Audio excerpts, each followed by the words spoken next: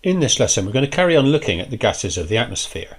This time we're going to look at carbon dioxide and nitrogen. Before we do that, let's just remind ourselves about the uses of oxygen and argon. We learned that last lesson that oxygen is primarily used for burning things. Okay, so it burns just about everything from metals to non-metals to fuels, for which it is particularly useful because we can get energy from those fuels by burning them in oxygen. Likewise, argon was used primarily in the manufacture of light bulbs, both the old-fashioned incandescent light bulbs where it's used to protect the filament, and in the new modern energy-saving light bulbs where an electric current is passed through the gas that excites argon atoms in the light bulb.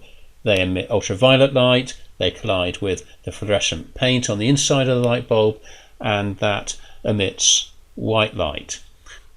What about carbon dioxide and nitrogen? Well, carbon dioxide is quite a dense gas. It's quite a bit denser than air, and for this reason it's used as a fire extinguisher. Okay, so there is a video on this in the practical demo section. So what happens if you've got a fire is you inject carbon dioxide at that fire, and because carbon dioxide is denser than oxygen, it will push oxygen away from the fire and away from the flames, so the material is unable to burn. You will also know that carbon dioxide is used in the production of fizzy drinks. Okay, so what happens is carbon dioxide will dissolve in water to form an acid called carbonic acid.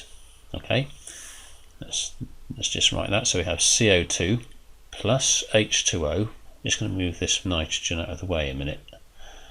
If you don't mind, get that out of the way. We'll come back to that in a minute. And that produces carbonic acid, which is H2CO3. So this carbonic acid is useful in the production of the fizzy drink because it's an acid, and acids kill bacteria. So that helps to preserve the fizzy drink. But this reaction is in fact what we call in chemistry a reversible reaction. That means we have to have an arrow going that way, but another one going that way. By reversible, it means that the reaction can go one way or the other according to the conditions. So if we increase the pressure, that's to say, if we dissolve carbon dioxide gas in water under high pressure, then the reaction will tend to go that way. That's to say, that carbon dioxide becomes very soluble in water. Right? So high pressure, the reaction goes that way. All right? But if we change the situation by reducing the pressure, by removing the bottle top or opening the can, then the reaction will go in the other direction.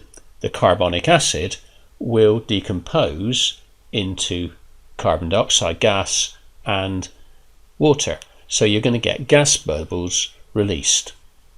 Okay. So low pressure, the reaction goes that way. That means that carbon dioxide gas is released, and that's quite good fun to drink, as you well know when you drink a fizzy drink. Now, nitrogen, let's have a look at nitrogen. I'm going to move this chart down a little bit. Okay. What we need to say about nitrogen, first of all, is you'll notice that there's rather a lot of nitrogen in the atmosphere around us, and there's a reason for that. And it is this, that nitrogen, as you remember from when we talked about covalent bonds, the nitrogen atoms in this diatomic molecule are held together by 3 covalent bonds. Okay, and that, as you can imagine, makes the nitrogen molecule very, very stable. So it's quite difficult for the nitrogen gas in the atmosphere to react with anything. Right? It's this triple bond.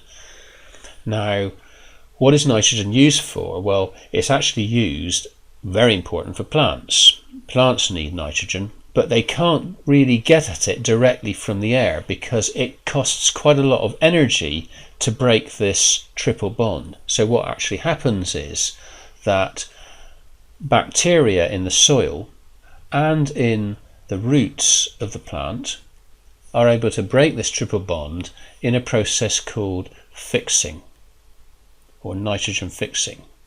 And in this process, the nitrogen from the air is transformed into ammonia. Now the nitrogen in ammonia is much easier to get at for the plants, but there still needs to be another process in which different bacteria then take the ammonia and transform that into nitrates.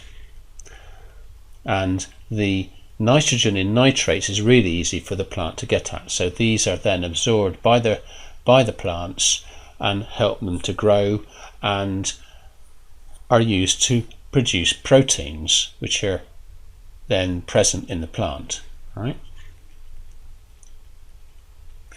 Okay, and then of course we eat those proteins and they're used to help our bodies to grow as well.